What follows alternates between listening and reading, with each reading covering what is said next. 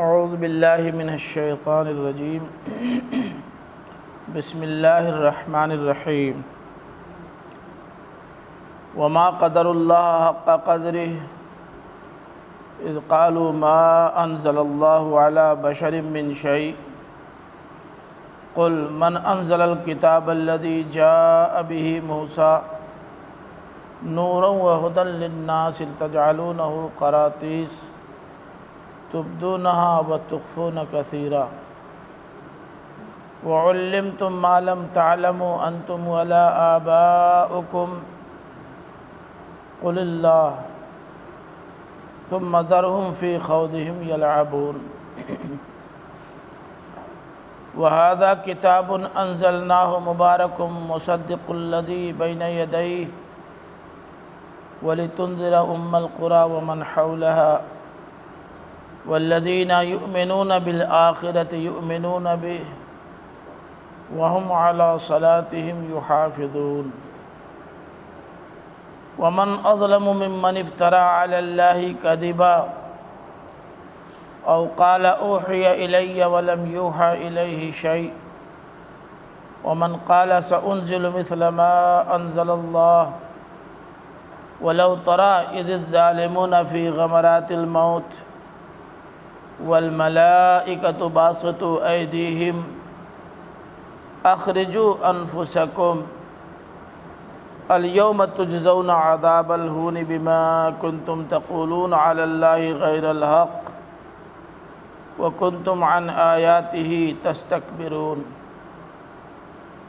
وَلَقَدْ جِئْتُمُونَا فُرَادَىٰ كَمَا خَلَقْنَاكُمْ أَوَّلَ مَرَّةٍ وَتَرَكْتُمْ مَا خَوَّلْنَاكُمْ وَرَاءَ ظُهُورِكُمْ وَمَا نَرَىٰ مَعَكُمْ شُفَعَاءَكُمُ الَّذِينَ زَعَمْتُمْ أَنَّهُمْ فِيكُمْ شُرَكَاءُ لَقَدْ تَقَطَّعَ بَيْنَكُمْ وَضَلَّ عَنْكُمْ مَا كُنْتُمْ تَزْعُمُونَ۔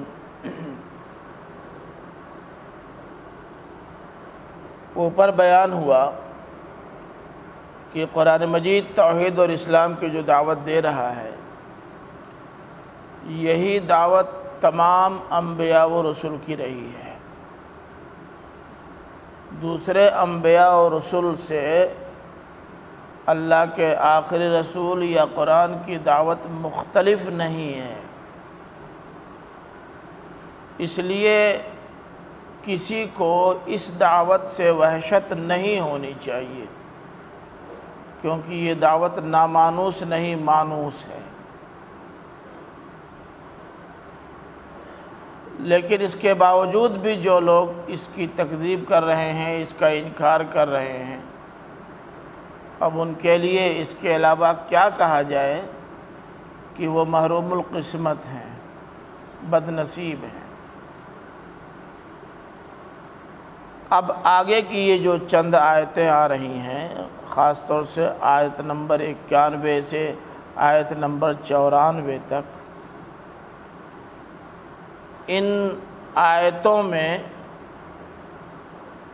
قرآن مجید کی تکذیب کرنے والے رؤسائے مکہ کے رویے پر تبصرہ ہے، اور بتایا گیا ہے کہ قرآن مجید کو تسلیم نہ کر کے اس کے خلاف ریشہ دوانیاں کرنا ان کا بالکل لغو ہے، فضول ہے، بے بنیاد ہے، بے دلیل ہے۔ ساتھ ہی ساتھ یہ بھی واضح کیا ہے کہ اس قرآن کی دعوت سے سب سے زیادہ چڑ یہود کو ہے، اور وہ چڑ اس لیے ہے کہ وہ یہ سمجھتے ہیں کہ اگر یہ دعوت فروغ پا گئی اور یہ آخری رسول لوگوں کے یہاں تسلیم کر لیے گئے تو ہماری مذہبی سیادت اور مذہبی قیادت خطرے میں پڑ جائے گی۔ ابھی تک مذہبی قیادت کی جو ٹھیکیداری ہماری تھی، اب وہ باقی نہیں رہے گی۔ تو اب انہوں نے کہیں کہیں تو بلا شبہ یہ کہا ہے کہ جب اللہ تعالیٰ نے حضرت موسیٰ کو بھیجا، حضرت عیسیٰ کو بھیجا، ان کے درمیان کے نبیوں رسولوں کو بھیجا، تورات نازل کی، زبور نازل کی، انجیل نازل کی، قرآن خود اس کو تسلیم کرتا ہے، تو ان کتابوں اور ان نبیوں رسولوں کے ہونے کے بعد اب اس کتاب یا اس رسول کی کیا ضرورت تھی؟ لیکن یہاں اس پہلو کو اللہ تعالیٰ نے، بلکہ اس پہلو کو یہود نے بہت زیادہ نمایاں نہیں کیا ہے، جس مرحلے کی یہ بات ہے، کیونکہ وہ یہ سمجھ رہے تھے کہ اگر ہم اس پہلو کو اجاگر کریں گے تو یہ بنی اسماعیل جتنے ہیں نا یہ سب ہم سے کٹ جائیں گے، اور وہ کہیں گے کہ بھئی یہ تو اپنی ٹھیکیداری کی بات کر رہے ہیں تو ہم کو اس میں تعاون کرنے کی کیا ضرورت؟ تو مانا کہ یہ اسلام نہیں قبول کریں گے لیکن ہمارے ہمنوا بھی نہیں بنیں گے، اور اگر ہمارے ہمنوا نہ بنے تو ہماری طاقت اسلام اور مسلمانوں کے مقابلے میں کمزور رہے گی۔ تو اس لیے ان کا سپورٹ حاصل کرنے کے لیے اور ان کو اپنے ساتھ ملانے کے لیے ایک متحدہ محاذ بنانے کی ضرورت ہے، اور متحدہ محاذ بنانے کے لیے ان ساری باتوں کو پس پشت ڈالنا پڑے گا جس سے خاندانی عصبیتیں بیدار ہوتی ہیں۔ تو اب انہوں نے یہ نہیں کہا کہ تورات اور انجیل یا زبور کے آ جانے کے بعد اب قرآن کی کیا ضرورت تھی، موسیٰ اور سلیمان اور داؤد اور فلاں اور عیسیٰ کے آ جانے کے بعد اب محمد کی کیا ضرورت تھی، یہ نہیں کہا، بلکہ انہوں نے یہ کہا کہ اللہ تعالیٰ نے کوئی چیز نازل ہی نہیں کی ہے۔ حالانکہ یہ بات پہلی والی بات سے زیادہ مضحکہ خیز ہے، لیکن جن کو مخالفت کرنی ہے اگر ان کو کوئی کمزور سہارا بھی مخالفت کا مل جائے تو وہ اسی کو غنیمت جانتے ہیں، چنانچہ کفار و مشرکین بھی اس بات کو لے اڑے۔ اللہ تعالیٰ نے ان آیات میں ان ساری باتوں کا جواب دیا ہے۔ پھر یہ پہلو بھی اس کے اندر آئے ہیں کہ ان لوگوں نے قرآن کے خلاف ماحول بنانے کے لیے کبھی تو یہ کہا کہ اللہ تعالیٰ نے کوئی چیز اتاری ہی نہیں، کبھی یہ کہا کہ اللہ کی طرف سے آنے والی جس چیز کا یہ دعویٰ کر رہے ہیں ہم بھی اس طرح کی چیز پیدا کر سکتے ہیں، پیش کر سکتے ہیں، کون سی نئی بات ہے۔ کبھی انہوں نے یہ کہا کہ یہ مدعی نبوت جھوٹے اور غلط ہیں، کیونکہ اگر اللہ تعالیٰ کو اپنا نبی و رسول ہی بنانا ہوتا تو کسی اعلیٰ فرد کا انتخاب کیوں نہ کرتا۔ اعلیٰ فرد سے ان کی مراد یہ تھی کہ اسے سرمایہ دار و مالدار ہونا چاہیے، حالانکہ اس میں کوئی شبہ نہیں کہ اللہ تعالیٰ نے اعلیٰ فرد ہی کا انتخاب کیا ہے۔ خاندانی اعتبار سے بھی بہت بلند تھے اللہ کے آخری رسول، سماج میں ان کی عزت بھی بلند ترین انسان کی حیثیت سے تھی، شہرت بھی تھی، تو اعلیٰ فرد کا انتخاب تو ہوا ہے، لیکن اعلیٰ ہونے کے لیے جو معیار انہوں نے بنایا تھا وہ خود ساختہ معیار اللہ تعالیٰ کے ہاں باقی نہیں رہا۔ اللہ تعالیٰ نے اعلیٰ ہونے کے واقعی جو اوصاف اور خصائص ہونے چاہیے ان اوصاف و خصائص کے حامل فرد کا انتخاب کیا ہے۔ اب آپ دیکھ رہے ہیں کہ بات تو چل رہی ہے کفار اور مشرکین سے، لیکن اللہ تعالیٰ نے بیچ بیچ میں کہیں محمد صلی اللہ علیہ وسلم سے خطاب کر لیا ہے، کہیں مسلمانوں سے خطاب کر لیا ہے، اور کہیں یہود و نصارہ پہ کچھ تبصرہ کر دیا ہے۔ یہاں یہود و نصارہ پر پہلے تبصرہ ہوا ہے، تاکہ وہ اس بات کو سمجھ لیں کہ ان کی ریشہ دوانیاں مخفی نہیں ہیں، اللہ تعالیٰ پر آیا ہیں، اور اللہ تعالیٰ ان کے باطن کے اس سارے کچڑے کو، اس ساری گندگی کو باہر لا کے رہے گا، چھوڑے گا نہیں۔ چنانچہ فرمایا کہ وما قدر اللہ حق قدری، انہوں نے اللہ تعالیٰ کی قدر نہیں پہچانی جس طرح ان کو پہچاننا چاہیے تھا۔ لفظی ترجمہ تو یہی ہوگا۔ انہوں نے سے مراد کون لوگ ہیں؟ یہود ہیں، خاص طور سے یہود ہیں، کیونکہ یہی ہیں جن سے اللہ تعالیٰ کی قدر پہچاننے کی زیادہ امید کی جا سکتی تھی۔ کیوں؟ ان کے پاس نبیوں کا ایک تسلسل قائم ہے۔ حضرت موسیٰ آئے، حضرت ہارون آئے، مرد مومن آیا، حضرت داؤد آئے، حضرت سلیمان آئے، اور حضرت یسعیاء آئے، بہت سارے انبیاء آئے ان کے درمیان، حضرت سموئیل آئے۔ ان کے ہاں تو نبیوں کا ایک سلسلہ قائم ہے اور ایک تسلسل کے ساتھ انبیاء ان کے درمیان رہے، اور جتنے لوگ آئے سب نے اللہ تعالیٰ کا خصوصی تعارف کرایا، اس کی توحید کی دعوت دی۔ تو اب انہیں تو سب سے زیادہ اللہ تعالیٰ کی پہچان ہونی چاہیے تھی نا، لیکن انہوں نے اللہ تعالیٰ کو جس طرح پہچاننا چاہیے نہیں پہچانا۔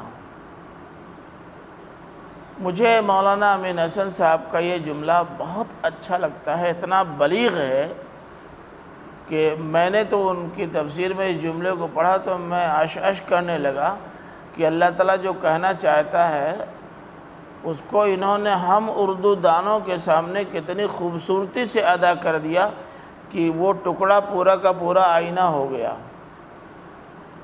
انہوں نے یہ لکھا کہ انہوں نے خدا شناسی کا حق ادا نہیں کیا، یعنی اللہ تعالیٰ کو جس طرح انہیں پہچاننا چاہیے تھا، جس کی ان سے توقع تھی، اپیکشا تھی، یہ اس پر پورے نہیں اترے۔ ما قدر اللہ حق قدر ہی کا اردو زبان میں انتہائی شاندار مفہوم، یعنی انہوں نے اللہ تعالیٰ کی قدردانی کا کوئی اچھا ثبوت نہیں دیا۔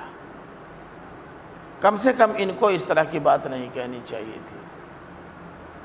یہ حامل کتاب نہ ہوتے تو جو چاہتے ہانکتے پھینکتے، کوئی بات نہیں، لیکن جن کے پاس کتابیں ہیں، جن کے پاس انبیاء اور رسول ہیں، ان تمام کے تسلسل کے باوجود بھی، بار بار ان کی طرف سے اللہ تعالیٰ کا تعارف کرائے جانے کے باوجود بھی، انہوں نے جس طرح اللہ تعالیٰ کے خلاف اپنا اقدام کیا ہے اور اپنی کوششیں انہوں نے جاری رکھی ہیں، تو انہوں نے اپنی خدا شناسی یا اللہ تعالیٰ کی قدردانی کا کوئی اچھا ثبوت نہیں دیا۔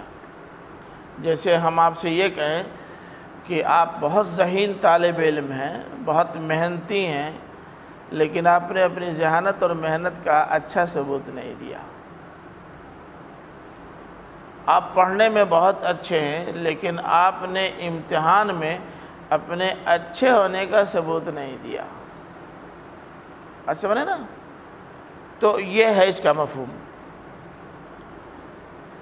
اب اس کے ذریعے سے اللہ تعالیٰ نے ان کی اللہ تعالیٰ کی قدر نہ پہچاننے کی تفصیل بتائی ہے۔ کیا فرمایا؟ فرمایا اذ قالوا ما انزل اللہ علی بشر من شیء، جبکہ انہوں نے کہا کہ اللہ تعالیٰ نے کسی انسان پر کوئی چیز اتاری ہی نہیں۔ کتنی غلط بات ہے یہ، کسی انسان پر اللہ تعالیٰ نے کوئی چیز نہیں اتاری۔ اس کا مطلب تو یہ ہوا کہ اب تک جتنے انبیاء و رسول آئے ان میں کوئی انسان نہیں تھا، کسی کے پاس اللہ تعالیٰ کی طرف سے کوئی پیغام نہیں آیا، انسانیت کی ہدایت کے لیے اللہ تعالیٰ نے کسی کے یہاں کچھ بھیجا ہی نہیں۔ کتنی غلط بات ہے یہ۔ تو دو باتیں ہوئیں، ایک تو یہ کہ اللہ تعالیٰ نے نہیں بھیجا، اس کا مطلب یہ ہے کہ جو دعوے دار ہیں وہ غلط دعویٰ کر رہے ہیں۔ دوسری بات یہ ہے کہ کسی انسان پر نہیں بھیجا، تو اس کا مطلب یہ ہے کہ کسی غیر انسان پر اگر بھیجا ہوگا تو بھیجا ہوگا۔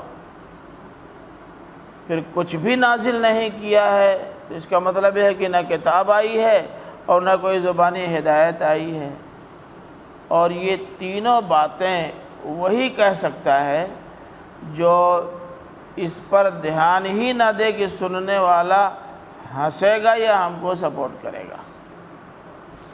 جب آدمی عقل کا استعمال بند کر دیتا ہے تو اس سے اسی طرح کی باتوں کی امید کی جا سکتی ہے۔ اللہ تعالیٰ نے فرمایا، اچھا اے نبی ان جناتوں سے پوچھو کہ من انزل الکتاب الذی جاء به موسیٰ نورا وہدی للناس، اگر اللہ تعالیٰ نے کوئی چیز نہیں اتاری ہے، کسی بشر پر نہیں اتاری ہے، یہ قرآن اللہ کی طرف سے آیا ہوا نہیں ہے، تو بتاؤ کہ کس نے وہ کتاب نازل کی جسے موسیٰ لے کر آئے تھے؟ اگر اللہ تعالیٰ نے کسی انسان پر کوئی چیز نہیں اتاری تو پہلے تو یہ بتاؤ کہ موسیٰ بشر تھے یا نہیں؟ اگر تم مانتے ہو کہ وہ بشر تھے تو یہ بتاؤ کہ موسیٰ پر اللہ تعالیٰ نے تورات نازل کی یا نہیں؟ اس کا انکار کر نہیں سکتے۔ پھر تورات اللہ ہی کی طرف سے آئی ہے یا کسی اکیڈمی نے تیار کر کے دیا ہے؟ آج تک وہ یہی کہہ رہے تھے کہ اللہ تعالیٰ نے بھیجی ہے۔ تو اب تمہارے تینوں دعووں کی تردید اس سے ہو گئی یا نہیں ہو گئی؟ اگر اللہ تعالیٰ نے موسیٰ پر کتاب اتاری ہے کسی اور پہ نہیں، تو تمہارا یہ دعویٰ غلط کہ اللہ نے کچھ نہیں نازل کیا ہے۔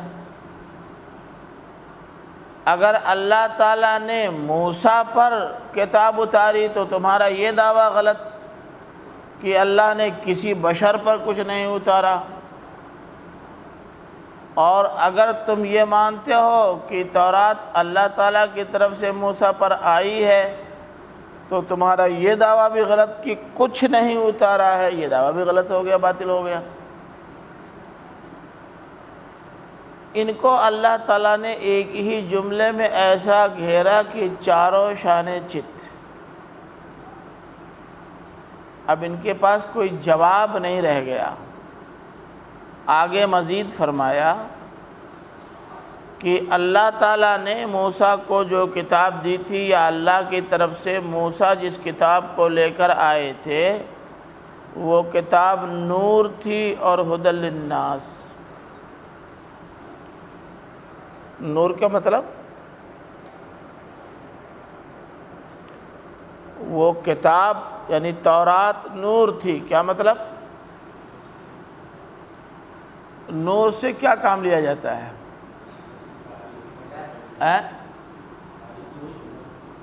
ہاں، وہ روشنی حاصل کرنا چھوڑیے تو بہت تاریکی دور کرنا، یہ نور کا اصلی کام ہے۔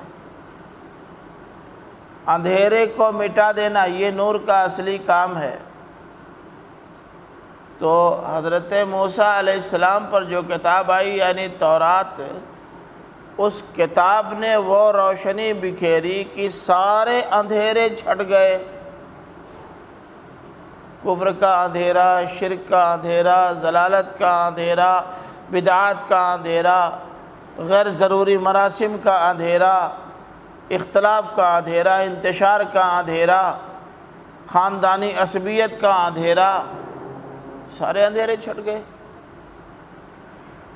تو نور ہوتا ہے تاریکیوں کو مٹانے اور روشنی میں ہر چیز کو اپنی آنکھوں سے دیکھنے کے لیے، اور جب تورات نور بن کر کے آ گئی تو اب اس تورات کے آ جانے کے بعد بھی اس کے ماننے والے اور اس سے اپنے تعلق کا دعویٰ کرنے والے انہی سارے اندھیروں میں پڑے رہے ہیں۔ حیرتناک بات ہے۔ اس کا مطلب یہ ہے کہ اجالا تو ہے، تمہاری آنکھیں جپاٹ ہیں، تمہاری آنکھیں کام نہیں کر رہی ہیں۔ تو اب سورج نکلا ہوا ہو اور اس کے باوجود بھی تم کو روشنی نہ مل رہی ہو تو اپنی آنکھ کا علاج کراؤ نا، قصور سورج کا تو ہے نہیں۔ تو نور ہونے کا پہلو یہ ہے۔ دوسرے ھدی للناس، لوگوں کو رہنمائی فراہم کرنے کے لیے وہ کتاب آئی تھی۔ رہنمائی فراہم کا مطلب کرنے کا مطلب تمام شعبۂ حیات میں کیا کرنا ہے کیا نہیں کرنا ہے اس کو بتانے کے لیے کتاب آئی تھی۔ یعنی ہمارے عقائد اور نظریات کیا ہوں گے، تورات بتا رہی تھی۔ ہماری عبادات کیا اور کیسی ہوں گی، یہ تورات بتا رہی تھی۔ اب دیکھیں عبادتوں کا معاملہ یہ ہے کہ قرآن تو ہمارے پاس بھی ھدی للناس کے طور پر موجود ہے، اور عبادات کی تفصیلات بھی قرآن مجید بیان کر رہا ہے۔ ہیئت اللہ کے رسول صلی اللہ علیہ وسلم نے متعین کیا ہے، لیکن عبادات کی تفصیل تو قرآن مجید نے بیان کر دی ہے۔ لیکن اب اس کے باوجود بھی آپ شب قدر کو گم کر کے شب برات کو آسمان پہ پہنچا دیں تو کیا کہا جائے گا؟ قرآن اس لیے تو نہیں آیا تھا۔ تو تورات کا معاملہ بھی یہی تھا۔ پھر اسی طرح سے لوگوں کے باہمی تعلقات کیسے ہوں گے، شوہر کا بیوی سے، بیوی کا شوہر کا سے، باپ کا تعلق اولاد سے، ماں کا تعلق اولاد سے، بھائی کا بھائی سے، پڑوسی کا پڑوسی سے، مسلم کا مسلم سے، مسلم کا غیر مسلم سے۔ یہ جو تعلقات ہوتے ہیں انسانوں کے انسانوں سے، ان تمام تعلقات کی نوعیتوں کو بتانے کے لیے تورات آئی تھی، اور تورات نے بڑی تفصیل کے ساتھ امور و معاملات اور تعلقات کو بہت واضح طور سے لوگوں کے سامنے پیش کر دیا۔ پھر ہم اکیلے اکیلے اس دنیا میں رہیں گے یا اجتماعی زندگی گزاریں گے؟ اکیلے اکیلے رہیں تو رہ بھی پائیں گے کہ نہیں رہ پائیں گے؟ اجتماعی زندگی ہماری ضرورت ہے، ہماری مجبوری ہے، یا کوئی ضرورت نہیں، کوئی مجبوری نہیں؟ آپ بتائیں، آپ لوگ جتنے یہاں بیٹھے ہوئے ہیں سب اکیلے زندگی گزاری ہے، جیسے ہمارے پردھان منتری جی اکیلے زندگی گزار رہے ہیں، سب لوگ اکیلے زندگی گزاریں، ہمارے مکھیہ منتری جی بھی اکیلے زندگی گزار رہے ہیں، سب اکیلے زندگی گزاریں۔ بتاؤ انڈیا کئی سال چلے گا؟ ہندوستان کئی سال رہے گا؟ 100 سال سے زیادہ تو نہیں رہ سکتا۔ 100 سال میں آپ لوگ کئی سال کے ہیں؟ کم سے کم کئی سال کا آدمی ہوگا اس میں؟ 20۔ 100 سال یہاں سے جوڑ لیجیے تو 120 سال ہو گیا۔ شاید ہی کوئی انسان ہندوستان میں ہو جو 120 سال سے زائد کا ہو۔ تو 100 سال میں تو ہندوستان میں انسان باقی ہی نہیں رہ جائیں گے۔ اس کا مطلب یہ ہے کہ ہم مجبور ہیں، ہماری ضرورت ہے، اجتماعی زندگی ہماری ضرورت ہے۔ تورات نے تفصیل سے بتا دیا کہ اجتماعی زندگی گزارنے کے اصول اور آداب کیا ہیں۔ اگر اجتماعی زندگی گزاریں گے تو آپ کو شادی کرنی پڑے گی، رشتے کا انتخاب کیسا کریں گے؟ اجتماعی زندگی گزارنی ہوگی تو کوئی تو ہو جو پیسہ کما کے دے، تب ہم اصلاح پہ پڑھ پائیں گے، نہیں تو پڑھیں گے کیسے؟ اجتماعی زندگی کا تقاضا ہے کہ مدرسۃ الاصلاح کا کوئی ناظم و صدر تو ہو، ورنہ کس کی رہنمائی میں گاڑی چلے گی؟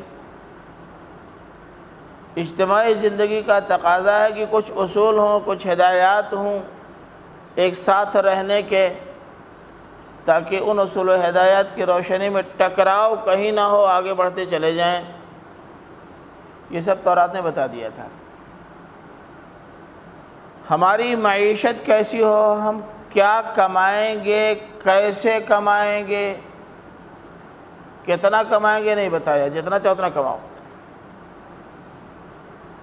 کروڑ ارب خرب کوئی حرج نہیں، جتنا کمانا چاہتے ہو کماؤ، اللہ تعالیٰ نے کوئی پابندی نہیں لگائی، نہ آج نہ تورات کے زمانے میں، جتنا کماؤ، لیکن کیسے کماؤ، کیسے کماؤ یہ بتا دیا ہے۔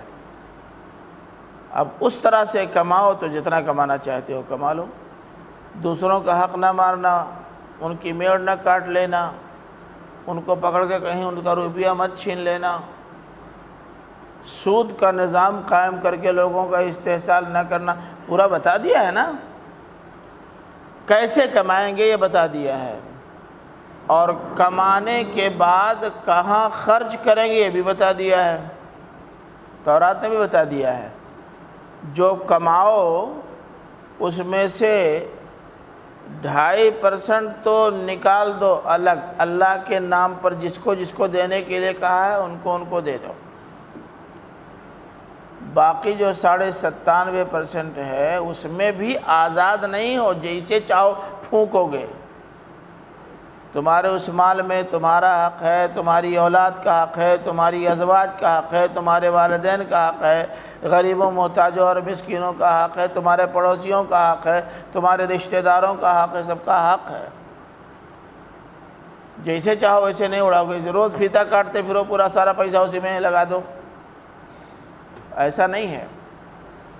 کہاں خرچ کرو گے، کیسے خرچ کرو گے یہ بھی بتا دیا ہے۔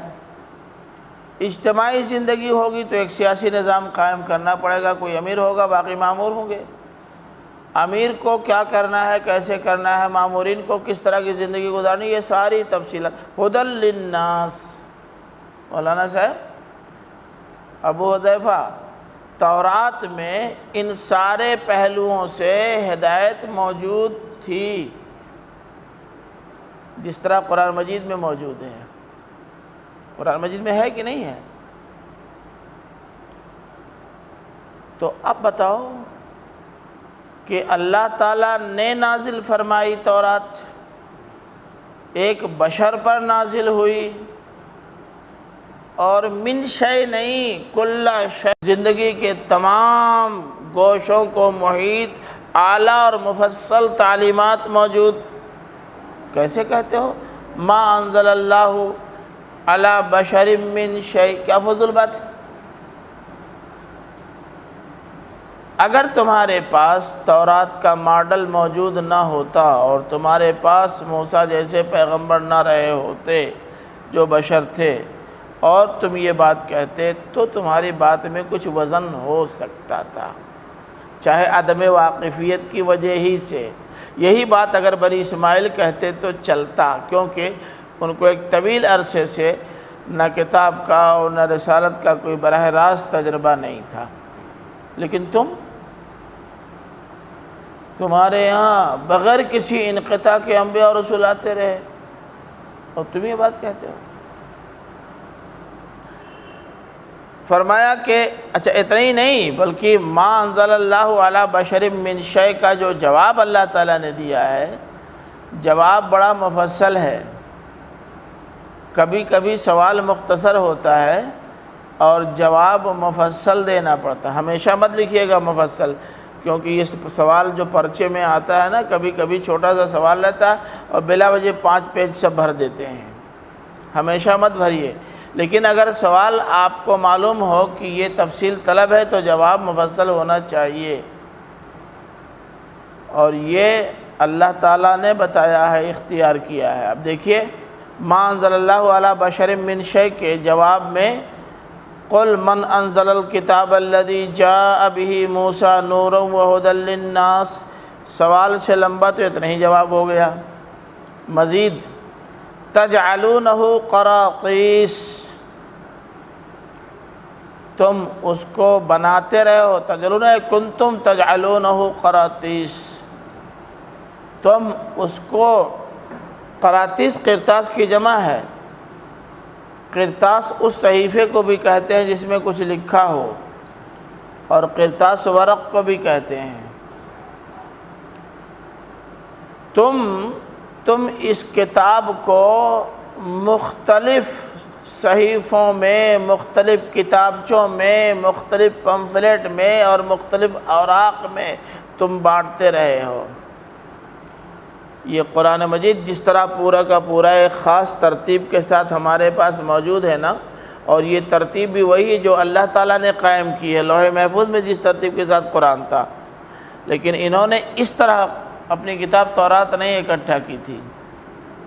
تورات آ گئی، احکام عشرہ الگ، اس کے علاوہ عبادات کا باب الگ، معاملات کا باب الگ، سیاسیات کا باب الگ، کل الگ الگ ابواب ان کے ہاں تھے، اور ان ابواب میں بھی الگ الگ شقیں اور سب الگ الگ پرچے۔ تو جب کسی کتاب کو مختلف حصوں میں بانٹ کر الگ الگ کر دیا جائے تو ضرورت پڑتی ہے کسی خاص شعبہ زندگی سے متعلق رہنمائی حاصل کرنے کی، تو اسی حصے کو لوگ اٹھا کے دیکھ لیتے ہیں بس۔ بھائی قرآن مجید کو 30 پاروں میں الگ الگ چھاپا ہے نا، آپ پڑھ رہے ہیں پارہ عام، پورا قرآن مجید نہیں خریدتے، اتنا ہی لے لیتے ہیں بس۔ کیا خیال ہے؟ آپ کو ایک جوڑا کپڑا سلانا ہے، اتنا ہی کٹوا لیتے ہیں، باقی پوری تھان سے آپ کو کوئی مطلب نہیں ہوتا۔ ایسے ہی جب ان کو ضرورت محسوس ہوتی تھی اپنی کسی شعبہ حیات میں رہنمائی کی، تو بس اسی کو وہ دیکھ لیا کرتے تھے۔ اب دھیرے دھیرے یہود کے علماء نے صرف ان حصوں کو لوگوں کے سامنے پیش کرنا شروع کیا، تقریروں میں، اپنے بیانات میں، اپنے دروس میں، جن سے ان کے مفادات کو کوئی زک نہیں پہنچ رہی تھی۔ مثلا عبادات کا مسئلہ بیان کر دیا، اب اہل علم کی عزت اور قدر کیسے ہونے چاہیے تھی، یہ بیان کر دیا۔ علماء کو عوام کے لیے کیا کرنا چاہیے تھا، نہیں بتایا۔ تو جو لوگوں کے سامنے بار بار پیش کرتے تھے وہ دین کا یا تورات کا بہت تھوڑا سا حصہ تھا، اور زیادہ تر حصے کو تو زندگی بھر لوگوں پر ظاہر ہی نہیں کرتے تھے۔ برا مت مانیے گا، آپ کا بھی طریقہ اس سے کچھ بہت زیادہ مختلف نہیں ہے۔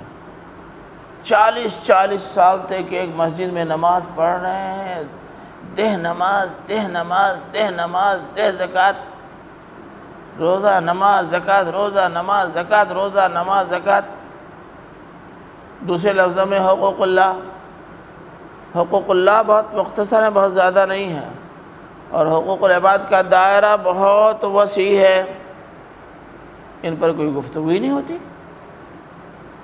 یہ موضوع چھیڑا ہی نہیں جاتا، نہ جلسوں میں نہ مسجدوں میں۔ یہ ایک بہت بڑا عیب ہے ہمارا بھی، جو نہیں ہونا چاہیے۔ ان کے ہاں تو یہ تھا کہ جن مسلمات کو تسلیم کر لینے سے ان کا کوئی مادی نقصان نہیں تھا، ان کو خوب بیان کرتے تھے، اور وہ سارے اصول و ہدایات اور ان کی کاپیاں وہ لوگوں پر ظاہر نہیں کرتے تھے جن سے ان کے مفادات متاثر ہو سکتے تھے۔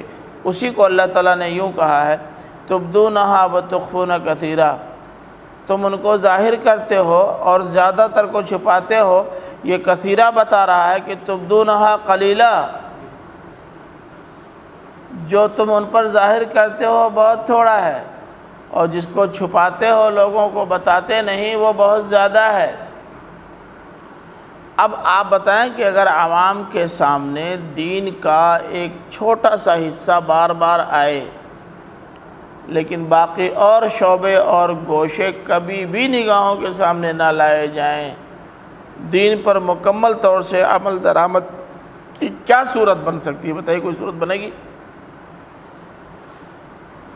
بات تھوڑی سی تھی، ان کا ایک سوال یا اعتراض تھوڑا سا تھا، جواب لمبا ہو گیا، ابھی پورا نہیں ہوا۔ وَعُلِّمْتُمْ مَا لَمْ تَعْلَمُوا أَنْتُمْ وَلَا آبَاؤُكُمْ، تمہیں وہ سب کچھ قرآن مجید میں سکھایا گیا تھا، تورات میں سکھایا گیا تھا، جن کو نہ تم جانتے تھے نہ تمہارے باپ دادا جانتے تھے۔ بڑا لمبا جواب ہو گیا۔ تم نہیں جانتے تھے، کیوں؟ کیونکہ تمہارے باپ داداؤں نے تمہارے سامنے پیش ہی نہیں کیا تھا۔ تمہارے باپ دادا نہیں جانتے تھے، کیوں؟ تمہارے علماء اور اکابر نے یا ان کے علماء اکابر نے ان کے سامنے رکھا ہی نہیں تھا۔ تو اللہ تعالیٰ نے وہ ظاہر کیا۔ اب جواب لمبا ہوا کہ نہیں ہوا؟ جہاں ضرورت ہو وہاں جواب لمبا ہو سکتا ہے۔ اللہ تعالیٰ نے حضرت موسیٰ سے کیا پوچھا تھا؟ ما تلکا بیمینک یا موسیٰ، تمہارے ہاتھ میں کیا ہے اے موسیٰ؟ حضرت موسیٰ نے کیا کہا؟ جواب تو اتنا تھا ہی، عصایا، میرے ہاتھ میں میری لاٹھی ہے، اور کیا ہے؟ مگر اتوکأ علیہا واحش بہا علی غنمی ولی بہا مآرب اخری۔ سوال چھوٹا، جواب لمبا ہو گیا۔ کیوں؟ ان کو پتہ تھا کہ اللہ تعالیٰ یہی پوچھنا چاہتے ہیں۔ سوال اگرچہ مختصر ہے لیکن وہ جواب مفصل چاہتے ہیں۔ کیسے معلوم ان کو؟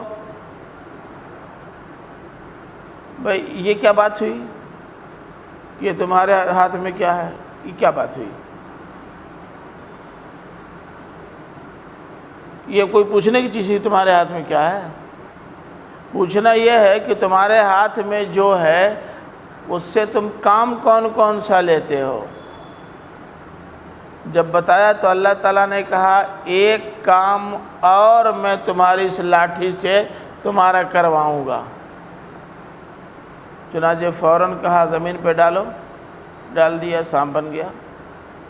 تو یہ دیکھو اس لاٹھی کا ایک اور کام۔ تو ایسا ہوتا ہے۔ اب ظاہر ہے کہ اللہ تعالیٰ نے جو جواب یہاں دیا ہے ما انزل اللہ علی بشر من شیء کا، وہ جواب اللہ تعالیٰ نے اس لیے دیا ہے کہ ان کو خاموش اس جواب کے بغیر نہیں کرایا جا سکتا تھا، اور اسلوب اختیار کیا ہے استفہام کا، من انزلہ۔ اب ظاہر ہے کہ اللہ تعالیٰ نے تو خود ہی ساری تفصیل بیان کر دی تھی اپنا سوال کرنے کے ساتھ ہی، اور تفصیل ایسی بیان کی جس کے انکار کی گنجائش نہیں۔ جواب یا تو دیں گے نہیں، یا دیں گے تو یہی جواب بنے گا جو دیا گیا ہے۔ اس لیے اللہ تعالیٰ نے توقف کرنے کے بجائے سیدھے سیدھے اس کا بھی جواب دیا، من انزلہ کا جواب۔ کیا فرمایا؟ قل اللہ، کہہ دو اللہ نے نازل کیا ہے۔ اب بتاؤ تمہارے کے پاس کیا بچتا ہے؟ ثم ذرہم فی خوضہم یلعبون۔ اب یہ نبی کریم صلی اللہ علیہ وسلم سے خطاب کیا، جیسا کہ قل کے ذریعے کیا تھا کہ اے نبی ان کو چھوڑو ان کی سرمستیوں میں۔ خوضن کے معنی کھیل تماشا، سرمستی۔ ان کو چھوڑو ان کی سرمستیوں میں، یلعبون، یہ کھیلتے رہیں۔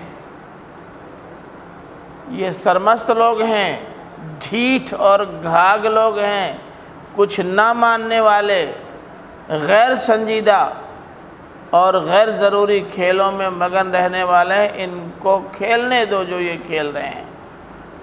یہ کب کہا جاتا ہے؟ جب حجت تمام ہو جاتی ہے، کوئی شخص بات ماننے کے لیے تیار نہیں ہوتا، تب ذر کا اسلوب آتا ہے۔ ذرنی ومن خلقت وحیدا، چھوڑ دو اس کی ایسی کی تیسی، اب مجھے، یعنی تم سمجھا چکے، یہ ماننے کو تیار نہیں، اب مجھے چھوڑو کہ میں اس کو سبق سکھا دوں، جس کو میں نے پیدا کیا اور اکیلے پیدا کیا، نہ ان کے دیوی شریک تھے نہ ان کے دیوتا، اس کے باوجود بھی وہ میرے ساتھ ان کو ملا رہے ہیں، اب چھوڑو میں ہی ان کو سمجھاؤں گا۔ یہ کب کہا جاتا ہے؟ ذرنی والمکذبین اولی النعمت ومہلہم قلیلا، چھوڑو تو ان روپیہ پیسے پر اترانے والوں کو، بڑے کروڑ پتی ارب پتی کھرب پتی بنے ہوئے ہیں، دیکھیں کہ ان کے روپے ان کے کتنے کام آتے ہیں۔ اور اللہ تعالیٰ تو پورے مال کو بیکار جانتے ہو کیسے کر سکتا ہے؟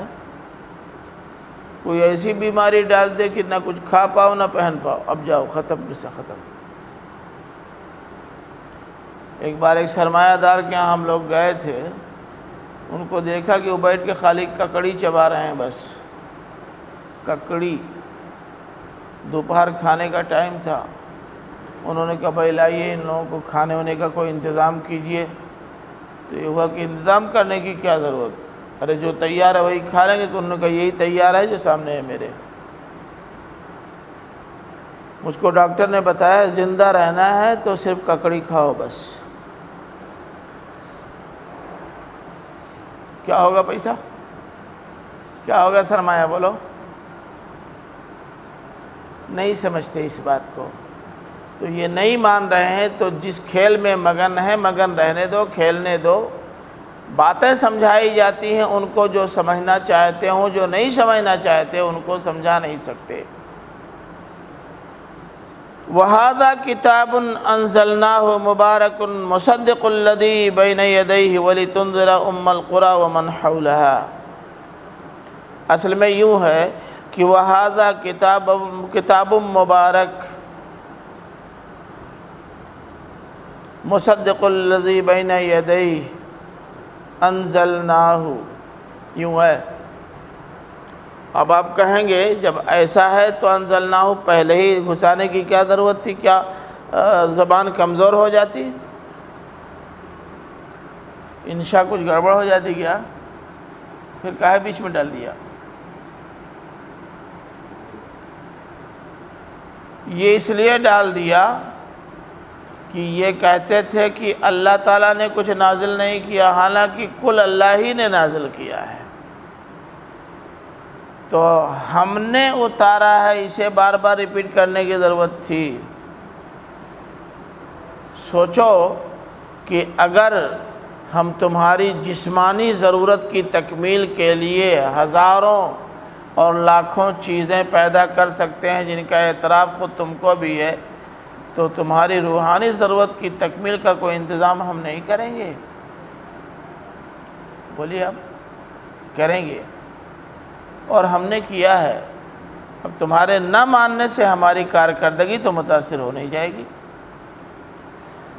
تو فرمایا کہ یہ ایک بابرکت کتاب ہے۔ بابرکت کتاب، بابرکت کتاب کا کیا مطلب؟ بابرکت کتاب ہونے کا کیا مطلب؟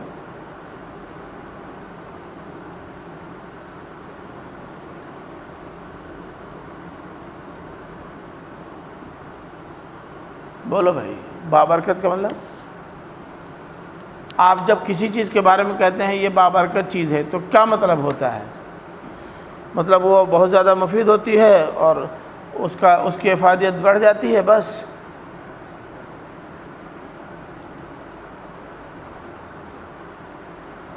بے ریک کاف مادہ کا معنی معلوم ہے؟ ارے اتنا کل پڑھ چکے ہیں ابھی تک نہیں معلوم؟ کبھی بارکہ تبارکہ مبارک آیا ہی نہیں، آج پہلی بار سن رہے ہیں کیا؟ تب بتائیے نا۔ اس مادے کے اندر بڑھنے اور نشو و نما پانے کا مفہوم ہے۔ ھذا کتاب مبارک کا مطلب یہ ایک ایسی کتاب ہے جو تمہارے علم میں اضافہ کرے گی، تمہارے عمل میں اضافہ کرے گی، تمہارے رجوع الی اللہ میں اضافہ کرے گی، اور تمہارے رکے ہوئے قدم کو آگے بڑھا دے گی۔ بڑھتے جاؤ، بڑھتے جاؤ، چڑھتے جاؤ، آسمان پہ پہنچ جاؤ۔ یہ ہے مبارک ہونے کا پہلو۔ تو یہ کتاب مبارک ہے بھائی۔ تمہارے گھر میں جو صرف تنکا ہے اسے بڑے ذخیرے میں تبدیل کر دینے والی کتاب ہے۔ ارے بھائی، ایک گائے ہے جو 1 کلو، آدھا کلو، 2 کلو، 2.5 کلو دودھ دیتی ہے، اتنے میں تو گھر ہی کا کام نہیں چلے گا۔ 3-4 کلو، 3.5 کلو تو خالی چائے میں روز لگ جائے۔ اور ایک گائے ہے جو 20 کلو دودھ دیتی ہے۔ اب آپ بتائیں، ہذہ بقرۃ مبارکۃ ہے کہ نہیں؟ ایسے موقع پہ کہتے ہیں ہذہ بقرۃ مبارکۃ،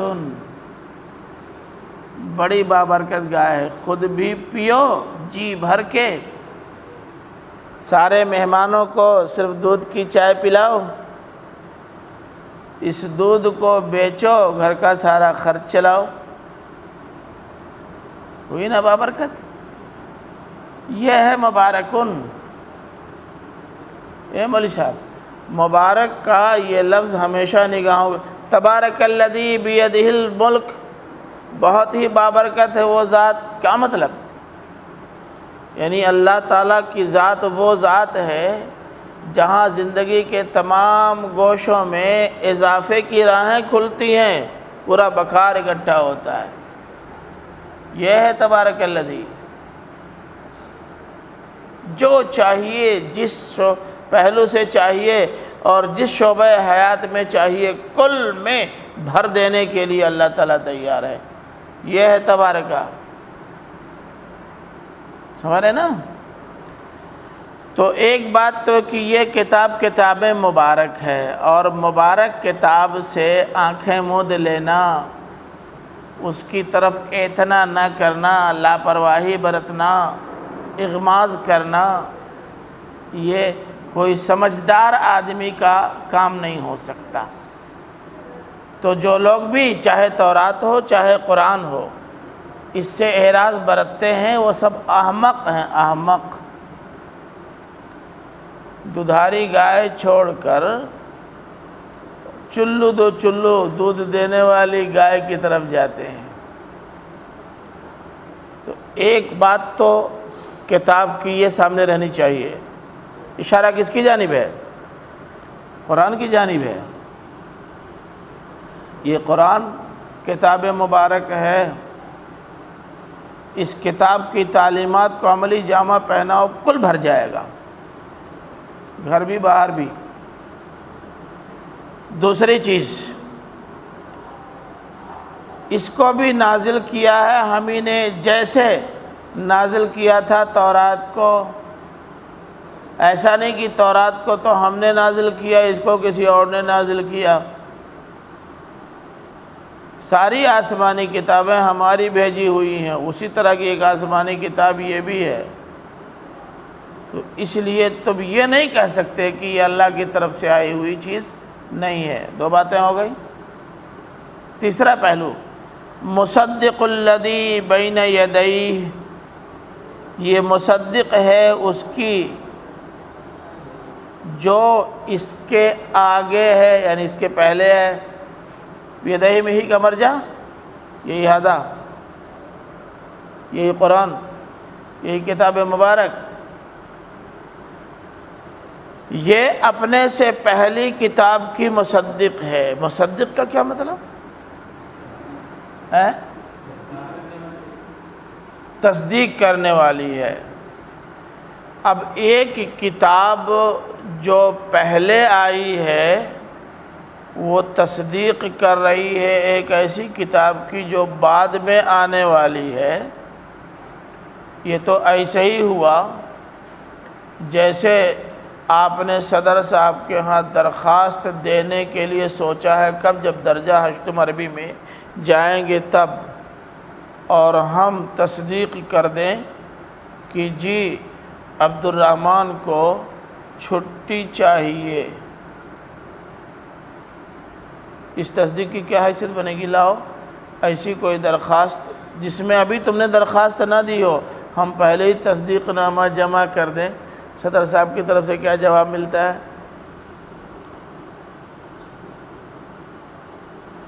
جو چیز ابھی آئی نہیں، بہت بعد میں آنے والی ہے، اس کی تصدیق وہ چیز کیسے کرے گی جو بہت پہلے آ چکی ہے؟ تصدیق تو بعد کا آدمی کرتا ہے، آپ نے درخواست دی، ہم نے تصدیق کی، چیز پہلے آئی، تصدیق بعد میں ہوئی، الٹا کیسے ہو گیا؟ ہاں یہ کہیے کہ یہ مصدق ہے اس کتاب کی نہیں، اس کتاب کے اندر آئی ہوئی پیشین گوئیوں کی، یعنی اس کتاب سے متعلق جو پیشین گوئیاں تھیں وہ کتاب ان کی تصدیق کر رہی ہے، یعنی وہاں جو پیشین گوئیاں موجود تھی اس کتاب کے سلسلے میں، وہ پیشین گوئیاں اٹھا کر کے دیکھو۔ تو اب اس کے لیے تصدیق کرنے کی اصطلاح زیادہ موضوع نہیں ہے، پھر مصداق ہونے کی اصطلاح موضوع ہے۔ کب تصدیق کرنا کہا جائے گا، کب مصداق ہونا کہا جائے گا، یہ تو میٹر نہ بتائے گا۔ تو اب یہاں ترجمہ یہ زیادہ مناسب نہیں ہے کہ یہ ایک بابرکت کتاب ہے جو تصدیق کرتی ہے اپنے سے پہلے کی۔ اگر ہم اپنے سے پہلے کی کتاب کی تصدیق یا اپنے سے پہلے کے شخص کی تصدیق کر بھی دیں تو کیا حاصل؟ ہم تصدیق کر دیں کہ مولانا امین احسن اصلاحی صاحب قرآن مجید کے بہت بڑے علامہ تھے، فائدہ؟ اب تو چلے گئے۔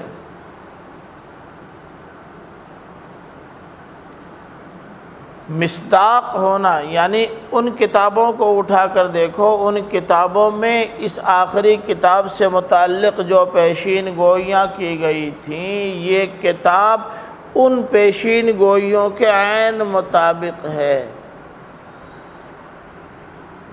قرآن کو دیکھو، اپنی ان کتابوں کی پیشین گوئیوں کو دیکھو، ان میں آخری کتاب کی جو صفات بیان کی گئی ہیں ان صفات کا حامل قرآن ہے یا نہیں ہے؟ اگر نظر آتا ہے کہ اس کا حامل ہے تو مان لو۔ اب ایک تیسرا پہلو، وَلِتُنذِرَ أُمَّ الْقُرَىٰ وَمَنْ حَوْلَهَا، اور تاکہ، ابھی تاکہ پہلے آیا ہی نہیں، اور تاکہ کہاں سے آ گیا؟ اور تاکہ علت عطف کے ساتھ آتی ہے کیا؟ پھر یہ واو زائد تو نہیں چھپ گیا ہے؟ کتابت میں غلطی ہو جاتی ہے نا۔ کیا محذوف ہے؟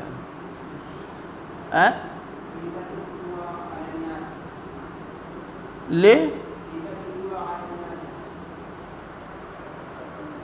ہاں یہ بھی کہہ سکتے ہیں لِتَتْلُوَ عَلَى النَّاسِ، لیکن زیادہ اچھا ہوا ہے جو ابھی عبداللہ دبے لفظوں میں کہہ رہے تھے صاحب، انہوں نے کہا لِتُبَشِّرَ، لِتُبَشِّرَ أُمَّ الْقُرَىٰ وَمَنْ حَوْلَهَا، تاکہ تم بشارت دے دو ام القریٰ اور اس کے آس پاس والوں کو کہ اب تم بھی سرمایہ دار ہو گئے، سب سے بڑا سرمایہ قرآن تمہارے پاس آ گیا۔ حامل کتاب وہ تھے، تم بھی حامل کتاب ہو گئے، اور ان کے پاس جو کتابیں آئی تھیں ان سے بڑی، ان سے عظیم الشان، ان سے زیادہ وسیع کتاب تمہارے پاس آ گئی، خوش ہو جاؤ۔ اب ٹھیکے داری ان کی اپنی اکیلے نہیں رہی، اب تم بھی اس میں شامل ہو گئے اور ان سے چند قدم آگے بڑھ کر شامل ہو گئے۔ یہ بشارت کا پہلو ہے۔ اور یہ بھی کہ تاکہ تم ان کو ڈراؤ۔ اور آپ جانتے ہیں کہ قرآن مجید یا اللہ کا رسول آیا ہے بشیر و نذیر بن کر۔ بشارت بھی کام ہے اور انذار بھی کام ہے۔ پہلے بشارت، انذار بعد میں۔ آپ ساتوں گروپ اٹھا کے دیکھ لیجئے، انذار کا موضوع آخر میں ہے، اور ایسے سمجھ میں بھی آتا ہے۔ ایسا ہے بیٹا کہ اگر آپ لوگ محنت کریں گے اور پورا نمبر لائیں گے تو ہم آپ کو انعام دیں گے۔ اگر مطالعہ روز کر کے آئیں گے تو روز مطالعہ کرنے کی وجہ سے ہم آپ کو انعام دیں گے۔ اس کے باوجود بھی مطالعہ نہیں کر رہے ہیں، اس کے باوجود بھی محنت نہیں کر رہے ہیں، تو سمجھاتے سمجھاتے سمجھاتے سمجھاتے سمجھاتے پیار بھرے اسلوب میں بتاتے بتاتے نہ ماننے والے کے لیے کیا کیا جاتا ہے؟ کل سے نہیں آئے اگر مطالعہ کر کے تو خیریت نہیں ہے۔ بے حیا کہیں گے اتنے دنوں سے ہم کہہ رہے ہیں کہ تم کو یہ انعام دیں گے، یہ انعام دیں گے، یہ انعام دیں گے، اور تمہارا حال یہ ہے کہ ہر کتاب میں گول گول پاس۔ آتا ہے نا غصہ؟ تو پہلے تبشیر، پھر انذار۔ لِتُبَشِّرَ أُمَّ الْقُرَىٰ وَمَنْ حَوْلَهَا وَلِتُنذِرَ یا وَلِتُنذِرَهُمْ یوں ہے۔ اب آپ کہیں گے تب اس معطوف علیہ کو غائب کرنے کی ضرورت کیا تھی؟ میاں جب آپ جانتے ہیں کہ پہلے کھانا دیا جاتا ہے، نہیں کھاتا تب ڈنڈا چلایا جاتا ہے۔ ابھی ابراہیم نے بھی تو یہی کیا۔ آپ لوگ یہ جو مٹھائیاں رکھی ہیں کھائیے، یہ جو دودھ رکھا ہوا ہے اس کو پیجئے۔ آخر کھاتے کیوں نہیں آپ؟ پیتے کیوں نہیں؟ مارا چڑھا، عجیب بولتے کیوں نہیں؟ تیری ایسی کی تیسی، توڑ تاڑ کے رکھ دیا۔ لائن تو یہی ہوتی ہے نا، ایسے ہی چلا جاتا ہے نا، لائن ہی۔ تو یہ پتہ ہے جب توڑ دیا تو توڑنے ہی سے لگ رہا ہے کہ کوئی پاگل سنکی نہیں تھے، انہوں نے پہلے یہ سب کیا ہوگا، اس کے بعد یہاں تک آئے ہوں گے۔ لیکن دیوانوں کو اور احمقوں کو سمجھانے کے لیے وہ سب ضروری تھا۔ یہاں تو اللہ کے رسول سے خطاب ہو رہا ہے، اللہ کے رسول سے خطاب کرنے کے لیے کیا ضرورت تھی؟ کل بتا دینے کی، جتنا آپ سمجھ سکتے تھے اس کو چھوڑ دیا۔ اب ام القریٰ سے مراد مکہ، کیونکہ اس زمانے میں مرکزی بستی کی حیثیت اسی کو حاصل تھی۔ آج تو بہت ساری مرکزی بستیاں ہیں جن میں مکہ بھی ہے۔ اور من حولہا، اور جو اس کے ارد گرد ہیں۔ ارد گرد سے مراد ارے بھائی آس پاس کی بستیاں ہیں، جن میں بطور خاص طائف تو آپ کو معلوم ہے۔ اب آگے فرمایا والذین یؤمنون بالآخرۃ یؤمنون بہ وہم علی صلاتہم یحافظون، اور وہ جو آخرت پر ایمان رکھتے ہیں وہی اس پر بھی ایمان لائیں گے، اور وہ نمازوں کی محافظت بھی کرتے ہیں۔ یعنی جو آخرت پر ایمان رکھتے ہیں، نمازوں کی محافظت کرتے ہیں، وہی اس قرآن پر بھی ایمان لائیں گے۔ یؤمنون بہ میں ہی کا مرجع قرآن ہے۔ الذین یؤمنون بالآخرۃ وہم علی صلاتہم یحافظون، اشارہ کس کی جانب ہے؟ صالحین اہل کتاب کی طرف ہے، جن پر تبصرہ اوپر گزرا ہے۔ دیکھو ان یہودیوں میں سے بیشتر تو بہت بدمعاش ہیں، یہ ماننے والے نہیں ہیں، اس لیے اگر وہ شرارت پر آمادہ ہے تو کوئی حیرت ناک بات نہیں ہے۔ مگر اطمینان رکھو کہ ان میں جو صالح طبیعت کے ہیں، جو آخرت پر ایمان رکھتے ہیں اور نمازوں کی محافظت کرتے ہیں، نمازیں جیسی بھی ان کو ملی وہ ان نمازوں کا اہتمام کرتے ہیں، وہی اس قرآن پر بھی ایمان لائیں گے۔ اب یہاں دیکھیے کئی چیزیں ہیں دیکھنے کی۔ ایک بات تو یہ ہے کہ ھذا کتاب انزلناہ سے لے کر یحافظون تک جو کچھ آیا سامنے، اس سے ایک بات تو یہ معلوم ہو کہ یہ بابرکت کتاب ہے۔ دوسری بات یہ معلوم ہوئی کہ اللہ تعالیٰ نے اس بابرکت کتاب کو جن پر بھیجا ہے ان پر کرم کیا، انعام کیا ہے۔ تیسری بات یہ معلوم ہوئی کہ یہ کوئی نئی اور انوکھی کتاب نہیں ہے، ماضی میں بھی اس طرح کی کتابیں آ چکی ہیں، اور آ چکی ہیں تو چھوڑو، تمہارے دادا نے تو اللہ تعالیٰ سے گزارش بھی کی تھی کہ اللہ ایسی کتاب اتارنا، پیچھے گزرا ہے، اور ان کے درمیان ایک رسول اور نبی بھی بھیجنا۔ اللہ تعالیٰ نے ان سب کو سامنے رکھ کر کے کیا ہے۔ اب یہاں میں تورات کی کتاب پیدائش کے ایک باب کا تھوڑا سا حصہ، ایک آیت کا کچھ حصہ اور دوسری آیت کا کچھ حصہ سناتا ہوں، اندازہ کیجیے آپ۔ یہ اللہ تعالیٰ حضرت ابراہیم سے کہہ رہا ہے، آپ کے دادا سے۔ خداوند فرماتا ہے کہ میں تم پر انعام کروں گا، کیوں؟ اس لیے کہ تو نے ایسا کام کیا اور اپنا بیٹا، اپنا اکلوتا ہی بیٹا دریغ نہ رکھا۔ سن رہے ہیں؟ تو نے ایسا کام کیا اور اپنا بیٹا، بیٹا ہی نہیں، اپنا اکلوتا بیٹا نہیں، اکلوتا بیٹا ہی، پہلے ہی بیٹے کو اللہ کی راہ میں قربان کیا اور حکم خداوندی کو بجا لانے میں دریغ نہ کیا۔ میں نے قسم کھائی ہے کہ میں تجھے برکت پہ برکت دوں گا، ھذا کتاب مبارک۔ سمجھے آپ؟ پھر اب دوسری آیت دیکھیے، اور تیری نسل سے زمین کی ساری قومیں برکت پائیں گی، ھذا کتاب مبارک، اسی سے تو برکت پائیں گی، کیونکہ تو نے میری بات مانی۔ اب دیکھ رہے نا، اب یہ بات کہہ کر کے گویا بنی اسماعیل کو ترغیب دی گئی ہے کہ میاں تم ان کے چکر میں کیا پڑے ہوئے، تو چاہتے ہی ہیں کہ تم اس کے ناقدرے بن جاؤ، اور جب تم ناقدری کر دو گے تو تمہارے اندر کا پردھان ہار جائے گا، ہم پھر سے جیت جائیں گے، اور تم خود ہی وہی کر رہے ہو۔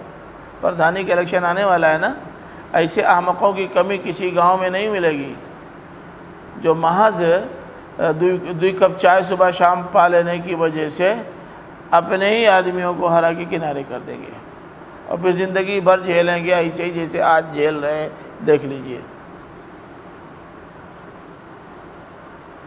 جی، وَمَنْ أَظْلَمُ مِمَّنِ افْتَرَى عَلَى اللَّهِ كَذِبًا أَوْ قَالَ أُوحِيَ إِلَيَّ وَلَمْ يُوحَى إِلَيْهِ شَيْءٌ وَمَنْ قَالَ سَأُنزِلُ مِثْلَ مَا أَنزَلَ اللَّهُ۔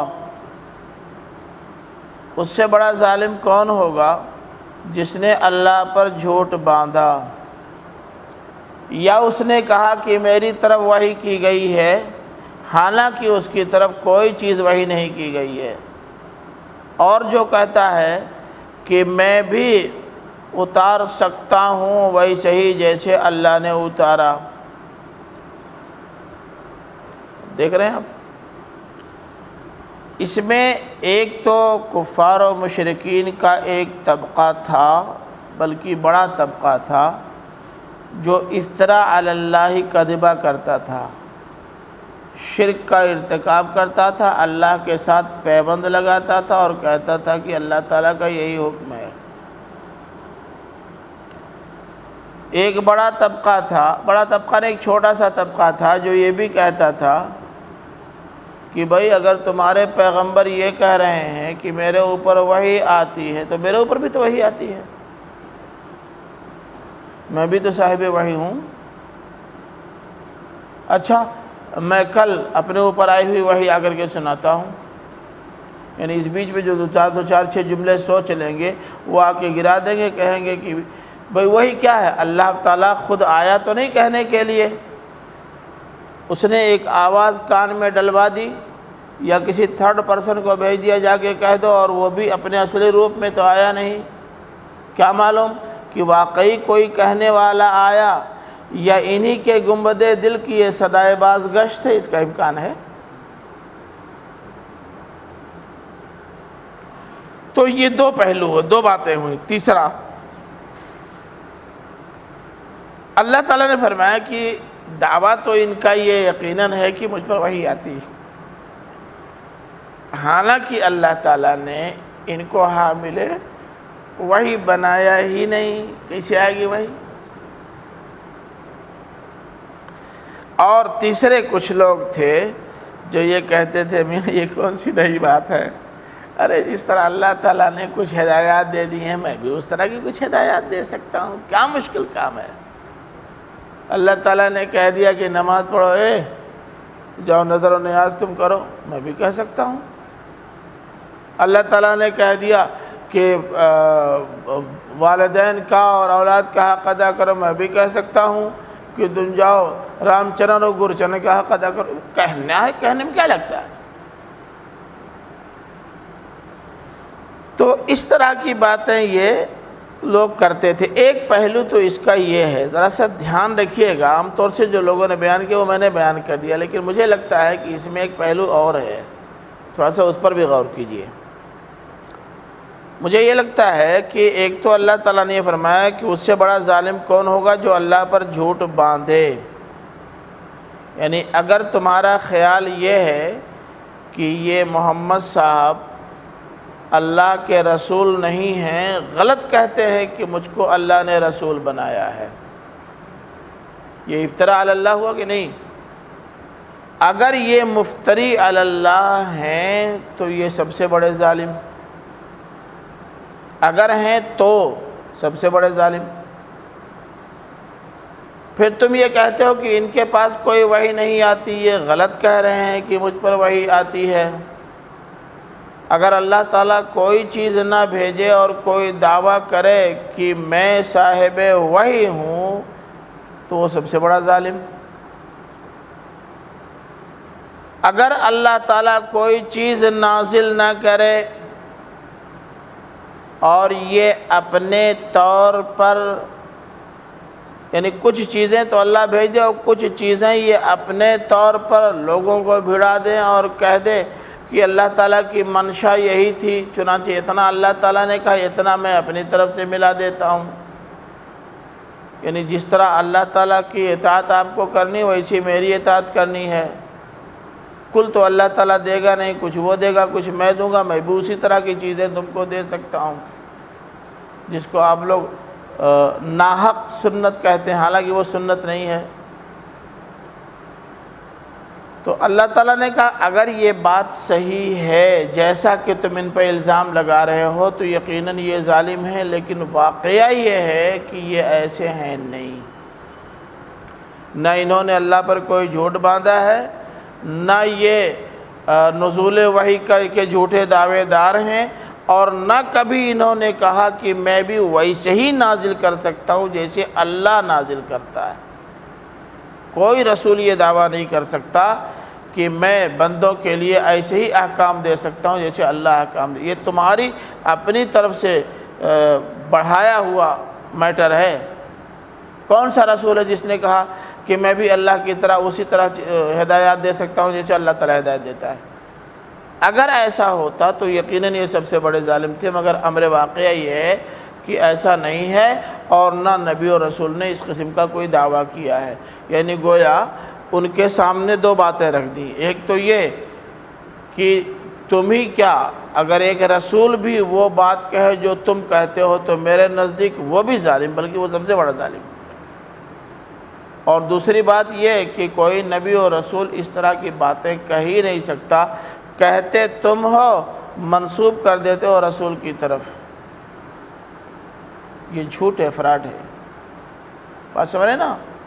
تو یہ دونوں پہلو ہو سکتے ہیں۔ میرا غالب رجحان اسی طرف ہے کہ جو لوگوں نے اعتراض کیا تھا اس اعتراض کی بنیاد پر اللہ تعالیٰ نے ان کو جواب دیا ہے کہ جو الزامات تم رسول پر لگاتے ہو ان میں سے کوئی الزام ان پر ثابت نہیں ہوتا، اور اگر ثابت ہو جائے تو میں تم سے زیادہ کڑی سزا ان کو دوں گا، لیکن پہلے ثابت تو ہو، اس کا مطلب یہ ہے کہ تم جو کچھ کہہ رہے ہو وہ غلط کہہ رہے ہو، اس کا حقیقت سے کوئی تعلق نہیں ہے۔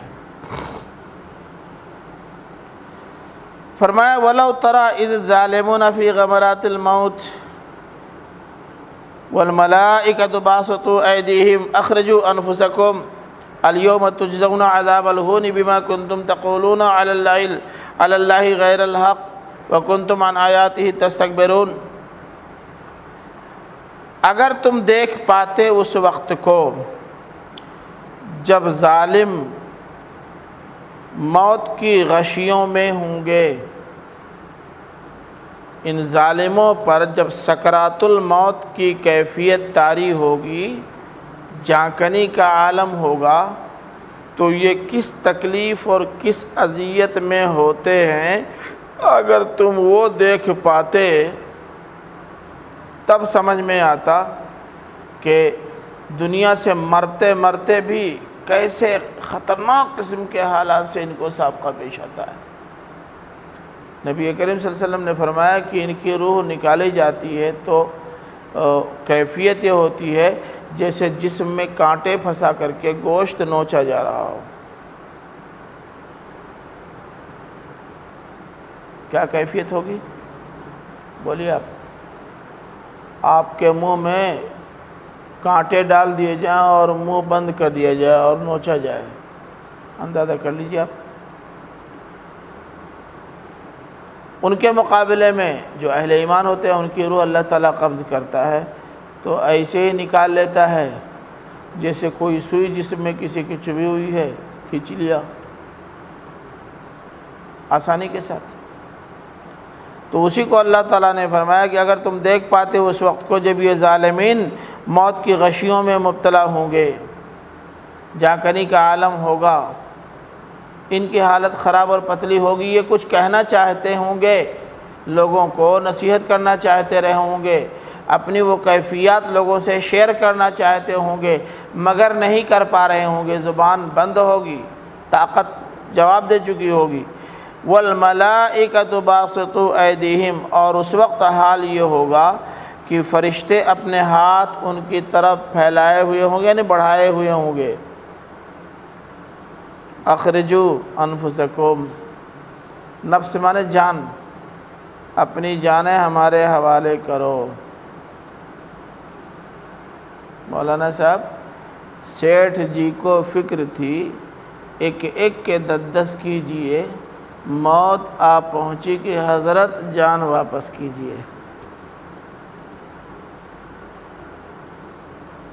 گن رہے ہیں، مال بڑھا رہے ہیں، قارون کا خزانہ اکٹھا ہو گیا، خرچ کرنے کی جگہ نہیں مل پا رہی، اس کے باوجود بھی آپ دیکھیں کتنے بڑے بڑے سرمایہ دار ہیں کہ اگر آج سے وہ بیٹھ کر کے کھائیں اور اس طرح کھائیں جو دنیا کا سب سے عمدہ اور قیمتی کھانا ہوتا ہے، تب بھی عمر بیت جائے گی، پیسہ ختم نہیں ہوگا، آگے پیچھے کچھ ہے نہیں، مگر سارے حکومتوں سے مل کر کے تمام شعبوں کو دھیرے دھیرے خریدے لے رہے ہیں۔ مطلب وہ نہ ملے تو آپ کا کیا نقصان ہو جائے گا، مل جائے تو کیا مزید کیا فائدہ ہو جائے گا، کھاؤ گے تو وہی دال روٹی۔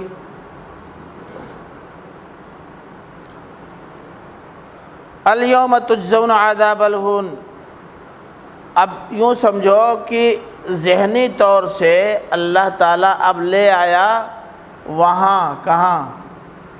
جہاں روح قبض ہو رہی ہے جی، اور جب ذہنی طور سے آپ وہاں پہنچ گئے تو دھیرے دھیرے لے گیا کہاں؟ جہاں آپ کو اللہ تعالیٰ کی بارگاہ میں حاضری دینی ہے، اور جب وہاں پہنچ گئے تو حساب و کتاب کا تصور بھی دماغ میں آ گیا، جب وہاں پہنچ گئے تو اب جو نتیجے احتساب یا حساب سامنے آنے والا ہے وہ بھی سامنے آ گیا۔ تو جب کسی کو ذہنی طور سے وہاں پہنچا دیا جاتا ہے اور وہ وہیں ذہنی طور سے پہنچا، اس وقت سب پہنچے ہیں وہیں، یہ سب لوگ وہیں پہنچے ہوئے ہیں، اب اس وقت کہا جائے الیوم تجزون عذاب الہون، آج تمہیں بدلہ دیا جا رہا ہے رسوائی کے عذاب کا، اس کی پاداش میں جو اللہ پر تم ناحق باتیں گڑھ کے لگاتے تھے۔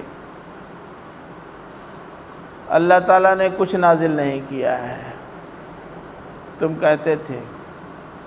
اللہ تعالیٰ نے تو ہم کو یہ اختیار دے دیا ہے کہ ہم دنیا میں جس کا مال چاہیں کھا جائیں، کیونکہ ہم ابناء اللہ و احباؤہ ہیں، ہم کو یہ پاور دیا گیا ہے، ہمارا یہ مذہبی حق ہے، ہمارا یہ خاندانی حق ہے۔ اللہ تعالیٰ نے یہ حق نہیں دیا ہے، یہ تم نے اپنے جی سے بنایا ہے، ناحق اللہ کا نام لیا ہے۔ وَكُنْتُمْ عَنْ آيَاتِهِ تَسْتَكْبِرُونَ۔ دیکھیں جب استکبرہ عن آتا ہے تو وہ استکبرہ وہ ہوتا عارض عن واستکبرہ کے معنی میں، یہ استکبار کا صلہ عن نہیں ہے، یہ تضمین کے لیے ہے، وہ عارضہ کا صلہ عن ہے۔ اور تم اس کی آیات سے اعراض کرتے رہے، گھمنڈ کرتے ہوئے، یہ کہنا ہے۔ چونکہ تم مغرور تھے، اپنے مقابلے میں کسی کو خاطر میں نہیں لاتے تھے، اپنے علاوہ کسی کی سیادت اور قیادت کو تسلیم کرنے کے لیے تیار نہیں تھے، اس لیے اعراض کر رہے تھے۔ آج اس اعراض اور اینٹھن کی سزا رسوائی کی صورت میں تم کو مل رہی ہے۔ اب پہنچ گئے ہیں جب وہاں آپ، تو اللہ تعالیٰ نے وہیں سے تقریر شروع کر دی۔ یہ مت سمجھے گا کہ یہ کل وہاں پیش صرف آنا ہے، پیش تو آنا ہی آنا ہے، لیکن اللہ تعالیٰ آپ کو لے کر کے وہاں پہنچ چکا ہے۔ فرمایا وَلَقَدْ جِئْتُمُونَا فُرَادًا، جب بارگاہ خداوندی میں حاضری ہوگی اور اللہ تعالیٰ کا سامنا کرنا پڑے گا، تو اللہ تعالیٰ اس وقت فرمائے گا کہ تم ہمارے پاس آئے ہو فرادا، ہمارے پاس آئے ہو، ہمارے پاس آئے ہو، نہیں صحیح سے بتاؤ، ہمارے پاس آئے ہو اکیلے اکیلے۔ ہاں تم ہے، جئتا نہیں ہے، جئتمونا، تم ہمارے پاس آئے ہو اکیلے اکیلے۔ وہ آیا نا کہ قوموا للہ مثنی و فرادا ثم تتفکروا، تم دو دو ایک ایک اٹھو اور غور کرو۔ بھیڑ غور نہیں کرتی، غور کرنے کے لیے تنہائی چاہیے۔ آپ لوگوں کو کہا جاتا ہے مطالعہ اکیلے اکیلے کیا کیجیے، کیوں؟ اس لیے کہ اکیلے اکیلے کرنے میں جو ذہن اپنا پورا کا پورا اسی میں لگا دینا پڑتا ہے، اجتماع میں نہیں لگتا۔ کچھ آپ سوچیں گے، کچھ وہ سوچیں گے، اسے میں شیئر کر لیں گے۔ تو آئے تم ہمارے پاس، وہ بھی لا ہے اور قد ہے، دونوں ہے، آ گئے نا ہمارے پاس اکیلے اکیلے۔ کما خلقناکم اول مرہ، جیسے کہ ہم نے تم کو پیدا کیا تھا جب دنیا میں بھیجا تھا اکیلے اکیلے۔ اکیلے اکیلے آئے تھے کہ سارے بھائی اجتماعی طور سے کئی دن آ گئے تھے، پورا خاندان کئی دن آ گیا تھا، ایک عہد کے سارے لوگ کئی دن آ گئے تھے۔ ارے کبھی کبھی ایسا ہوتا ہے کہ جڑواں بھی پیدا ہو جاتے ہیں، مگر وہ بھی آتے ہیں اکیلے اکیلے آگے پیچھے۔ سمجھا آپ نے؟ وَتَرَكْتُمْ مَا خَوَّلْنَاكُمْ وَرَاءَ ظُهُورِكُمْ، اور جو ہم نے تم کو اپنی نعمت سے نوازا تھا۔ تخویل کے معنی ہاں کیا معنی؟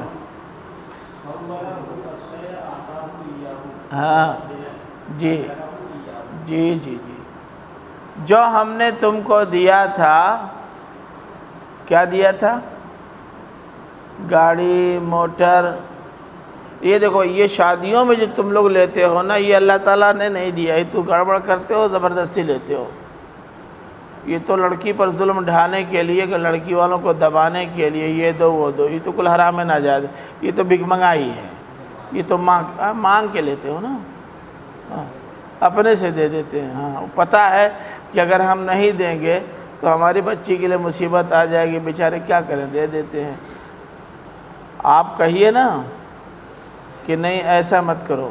ارے بھائی سنو، تم تم شادی میں گئے اپنی شادی میں اور تمہارے ہاتھ میں گھڑی پہنائی گئی، ہاتھ بڑھا کے پہن لو، تمہاری سعادت مندی ہے۔ پھر اپنے ہاتھ سے گھڑی نکال کے جنہوں نے آپ کو پہنایا ہے آپ ان کے ہاتھ میں پہنا دو۔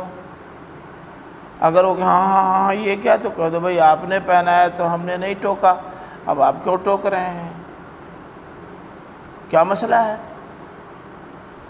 وہ گاڑی دے رہے ہیں آپ مت لے جائیے، وہ اگر پہنچا دیں تو آپ بھی لا کے ان کے گھر پہنچا دیجئے، برابر ہو جائے گا، کون سا بڑا مسئلہ ہے؟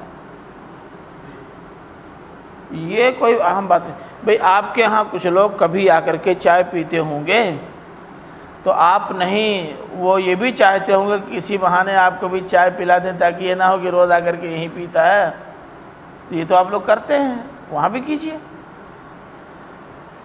ای بھیک منگائی ہے، چاہے ڈائریکٹ ہو چاہے انڈائریکٹ ہو، اس کو چھوڑیے۔ ہاں بالکل، اللہ تعالیٰ نے جو کچھ دیا ہے وہ بے مانگے دیا ہے، آپ کے من میں اس وقت تھا ہی نہیں کچھ، کیونکہ آپ کا من ہی نہیں کام کر رہا تھا جب آپ کو دیا۔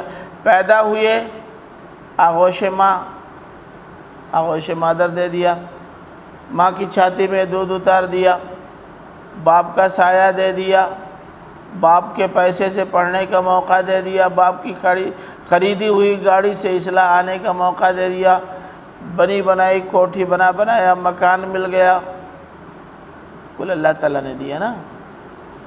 اور ٹھیک ہے تم نے کمایا، محنت کی، کماتے بہت ہیں، محنت بہت لوگ کرتے ہیں، لیکن کیا سارے محنت کرنے والے وہ سب پا جاتے ہیں جو آپ کو مل گیا ہے؟ کیا آپ بھی محنت کر کے وہی پا لیتے ہیں جو اور بہتوں کو ملا ہوا ہے؟ اس کا مطلب ملتا اتنا ہی جتنا اللہ تعالیٰ دیتا ہے۔ تو اللہ تعالیٰ نے کہا کہ ہم نے جو تم کو دیا ہے وہ تم اپنی پیٹھ پیچھے چھوڑ آئے اسی دنیا میں، کل یہیں چھوڑ کے چلے گئے۔ وَمَا نَرَى مَعَكُمْ شُفَعَاءَكُمُ الَّذِينَ زَعَمْتُمْ أَنَّهُمْ فِيكُمْ شُرَكَاءُ، اور ہم تمہارے ساتھ تمہارے ان سفارشیوں کو بھی نہیں دیکھ رہے ہیں جن کے بارے میں تمہارا گمان یہ تھا کہ وہ تمہارے میٹر میں، تمہارے مسئلے میں ہمارے شریک بن کر تمہارا کام کر دیں گے، بنا دیں گے، وہ بھی تو نظر نہیں آ رہے ہیں۔ کہتے تھے نا کہ دامن پکڑ کے مچل جائیں گے، یہاں سے وہاں تک نکل جائیں، کہاں ہیں؟ جن جن پہ تکیہ کیا تھا کہ وہ ہمارے مسائل آخرت میں حل کر دیں گے، نہ دیوی دیوتا وہاں موجود ہوں گے اور نہ وہ پیر اور فقیر اور وہ اکابر جن کے بارے میں آپ کا خیال یہ ہے کہ اگر اعمال میں کوتاہیاں ہو جائیں گی تو صرف ان سے نسبت کی وجہ سے نجات مل جائے گی، بالکل غلط اور بے بنیاد بات ہے۔ آپ کے اعمال ہی آپ کو جنت میں لے جائیں گے، نسبتیں نہیں لے جائیں گی۔ اللہ کے رسول سے بڑی نسبت کون سی ہو سکتی ہے؟ مگر اپنی بیٹی حضرت فاطمہ سے خود اللہ کے رسول صلی اللہ علیہ وسلم نے فرمایا کہ فاطمہ قیامت کے روز یہ چیز تمہارے کام نہیں آئے گی کہ تم محمد رسول اللہ کی بیٹی ہو، تمہارے کام وہی آئیں گے جو تم نے آخرت کے لیے کیا ہوگا۔ اس سے بڑی نسبت کہاں سے لائیں گے آپ؟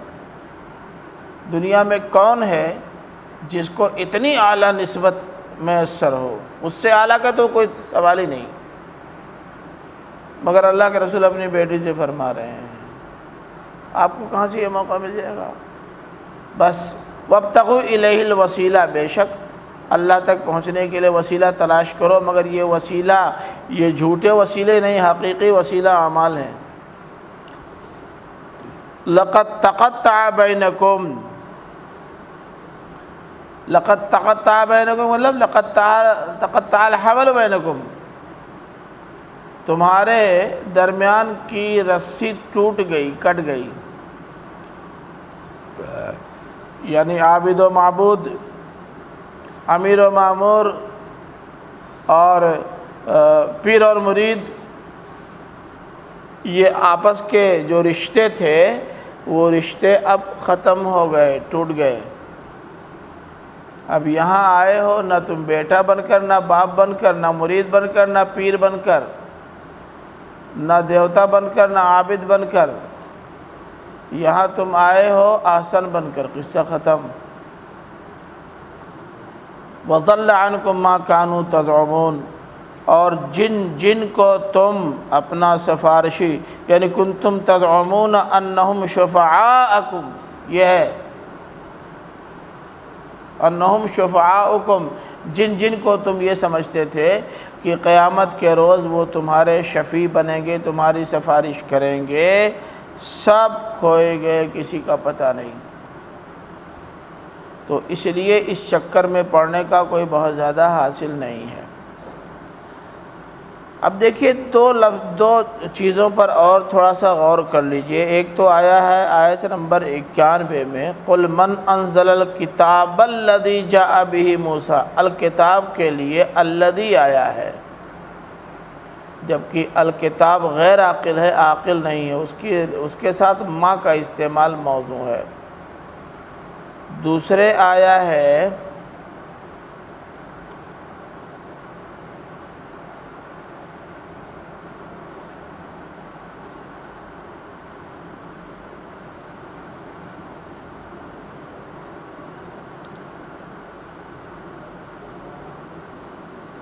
کہاں چلا گیا،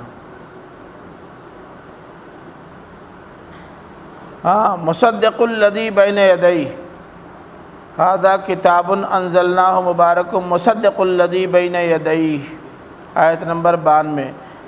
یہاں بھی مصدق الذی بین یدیہ سے مراد قرآن مجید ہے، یہی مصداق، اس کے لیے بھی الذی کا استعمال، وہاں بھی الکتاب یعنی تورات کے ساتھ الذی، اور یہاں بھی اللہ کی کتاب یعنی قرآن کے ساتھ الذی۔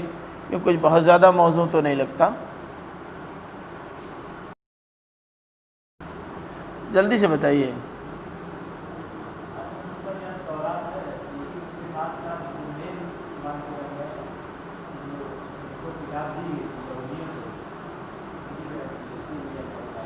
ہاں بات صحیح ہے۔ اصل میں دیکھیں اگرچہ ذکر ہوا ہے تورات کا اور قرآن کا، لیکن صاحب تورات اور صاحب قرآن بھی اس کے ساتھ لگے ہوئے ہیں، اس لیے الذی کا استعمال موضوع ہے۔ اب الذی سے یہ اور وہ دونوں مراد ہو جائیں گے، ورنہ اگر خالی ما ہوگا تو صاحب کتاب باہر ہو جائیں گے۔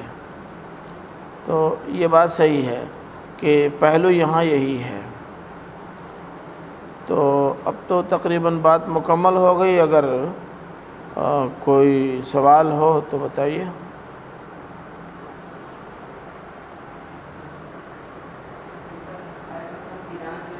ہاں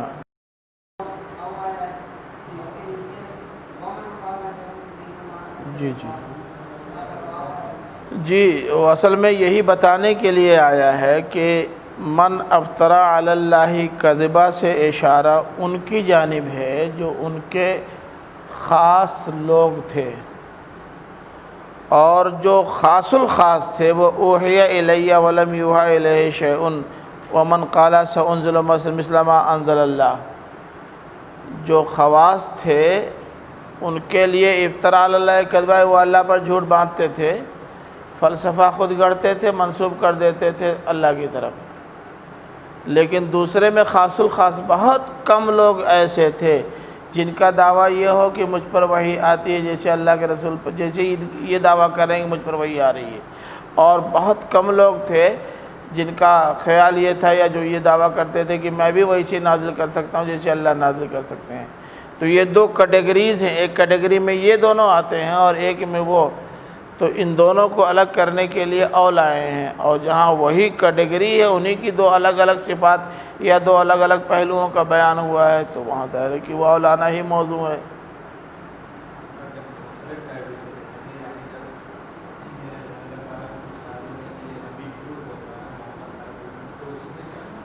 مطلب نہیں سمجھے؟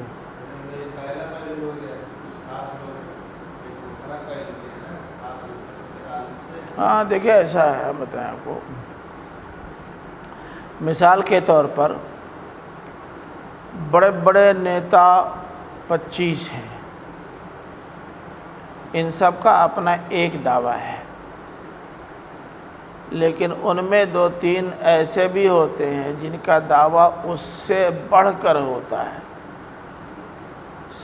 اپنی سماجی حیثیت کی وجہ سے، یعنی ان خاص لوگوں میں بھی اپنے آپ کو زیادہ خاص بنانے کے لیے، تو باوجود کہ اس میں تو سب آگے اس کیٹیگری میں جو سیکنڈ کیٹیگری تھی، لیکن اس میں سے کچھ نکل کے فرسٹ کیٹیگری میں آ گئے۔ تو اب اگر ان کے تعلق سے کوئی بات کہنی ہو تو انہی لوگوں کے حوالے سے کہی جاتی، ان سب کے حوالے سے نہیں کہی جاتی۔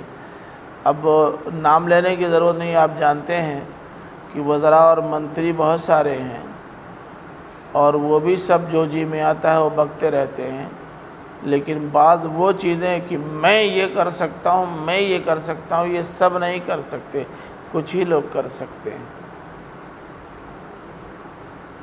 اب ظاہر وہ کون ہو سکتے ہیں؟ وزیروں کے وزیر ہی ہو سکتے ہیں، سب تو نہیں ہو سکتے نا۔ تو ان مخصوصین میں بھی یہ خاص الخاص ہوتے ہیں، اسی طرح کا ان کا یہ دعویٰ ہے۔